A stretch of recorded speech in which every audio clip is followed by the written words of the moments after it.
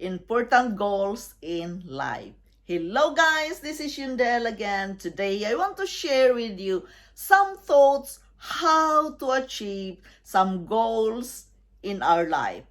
Yes, guys, I'm still in the process of working in this matter. I am not perfect. I am still in the process of learning. I am sharing this with you so we can learn together and grow together as well.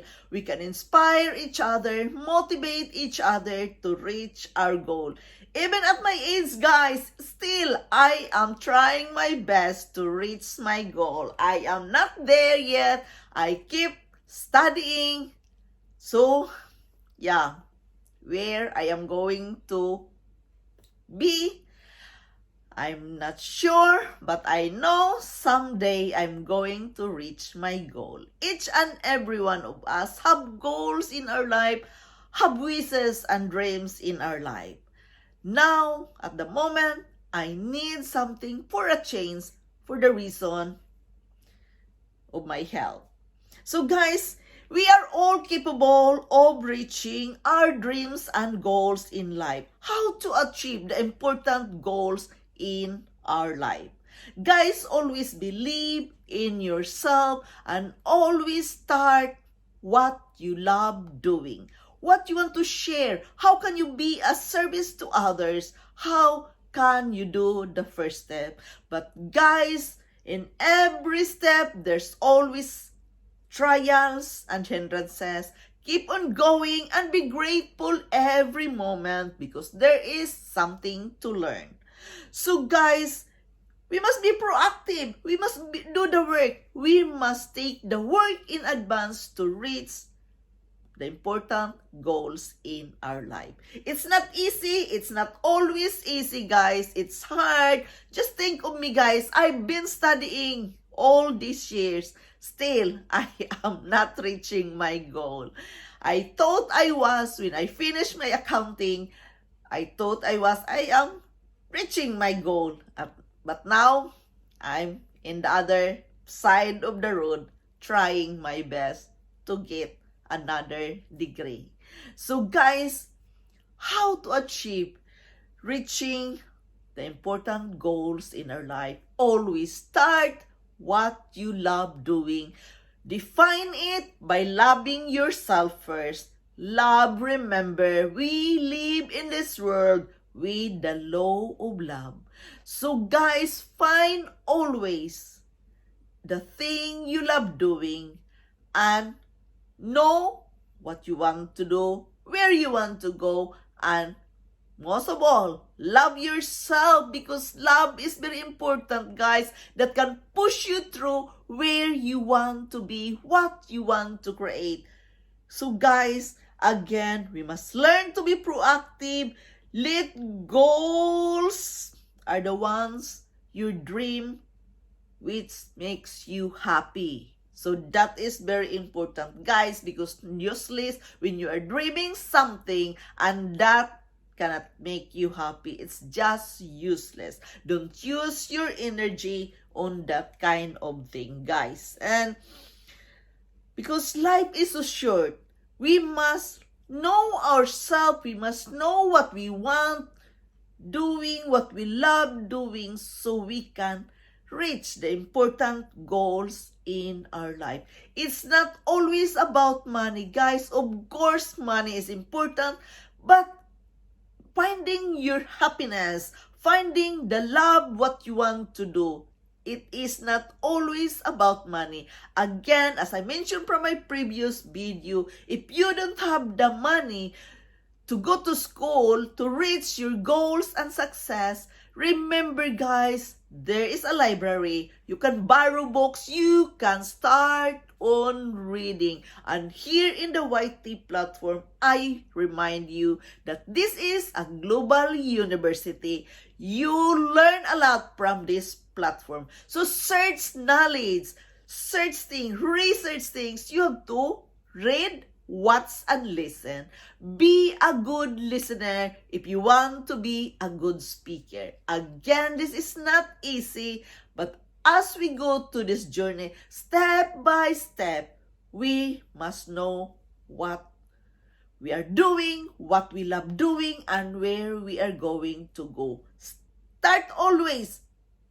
Be a good reader, watch, and be a good listener. Reaching our goals, there are a lot of people, guys, a lot of millionaires, many rich people, they reach their goals and dreams to be a successful person without the university, without the college. They search it, they use their talent, they develop their talent, and acquire other people to help them to reach their goals in life. And guys, again, we must eliminate negativity when we are working toward the achievement of our goals. We must eliminate the negativity. Have a balanced life. Be balanced, because in everything there is negative, there is positive. We must put it into balance so you can do the right decision for your life. Imagine, think, this is all about your life. You have only one life to live in this earth. So guys, try to live a well-balanced life. And your dreams, guys, it says here, you must break it into pieces. What does it mean? Break it into pieces. Because, guys, it can be huge dream, right? But as I told you, step by step, break it into pieces. That this one first, the small one first, then the middle size, then the large size. Take it into pieces so it is not so heavy for you. But again, guys, as I must advise you, if you don't have the money to reach that goal, do the research, do the reading, use the YT platform. It helps you a lot. Embrace the failure. In going to this journey, guys, achievement, the important goals in our life, we must embrace the failure as well, because it is a part, it is a balance. There's failure and there is also a good one. So guys, tell everyone. Why you are going to tell everyone? Because some people can encourage you, some people can back up and help you what are your goals are. And be specific. What your goal, what you want with this goal. This is what you love, so be specific that this is what you love. The universe has our back. He always delivers what we need in our life. So believe, and again, I have to remind you, the power of meditation, the power of prayer to do the things you want to do in life. Right, guys? This is just my share from my reading, and this is just my share from my life experience. Guys, be creative in getting help. Ask help. The help is always there when you are asking. So ask help from God or from the universe, or the people from your family to support you as well, so you can reach the important goals in your life. And guys, it says here, yes, we must be specific, number one. We must be measurable, be sure to it, and we must be attainable and relevant. Is that relevant in your life situation, in your goals, in your wishes, in the thing you love, the whole thing? Be relevant on that. And you must have a time bound. This is very important, guys, that you have the time that within 3 years, I can reach this. Like me, for example, I have this marketing thing, but I said within 5 years, I must finish this thing. See? It's a long way to go. Why I give myself 5 years to reach my goal in my marketing thing? Because I am in full job, because I am a single mother, because I have a lot of responsibilities. So I'm giving myself within 5 years, I can reach my goal.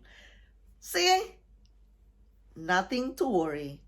Just relax and do it one by one, step by step, you can reach the important goals in your life. But only, guys, I want to remind you, never ever give up what is a God-given dream planted in your heart.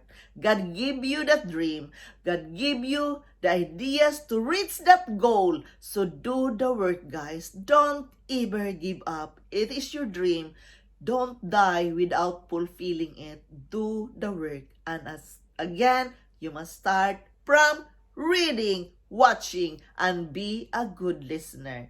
Do the work. Without the school, without the university, you can still be successful in your life. Look at Bill Gates. Look at Henry Ford. Why they become millionaires? Yes, they do the work. They do the research. They do the reading, the watching, and the listening. You are capable of doing that thing. So, I encourage you to keep on going. Whatsoever it is, don't let your age a hindrance. Maybe you are thinking, I'm old already. Guys, old is old. I stop counting numbers with my age. I just keep on doing what I want to do. I love doing this thing. I want to study. I want to read a lot. So I just keep doing my thing. Stop thinking about the age, because never too late in everything you want to do, in reaching, achieving the important goals in your life. So guys, take a moment with yourself. With the power of meditation and prayer, you are capable of reaching the important goals in your life. Again, guys, this is Yundel. If you want to listen more of my messages, kindly click the like button and the notification button so you are always notified every time I am sharing a video. This is just from my life journey, from my reading, and from my life experience. I am sharing it with you so you can be inspired as well, and we can grow in this life journey together. I love you all, and I am forever grateful to each and every one of you following me in my channel. Thank you, guys, and I love you. Bye-bye.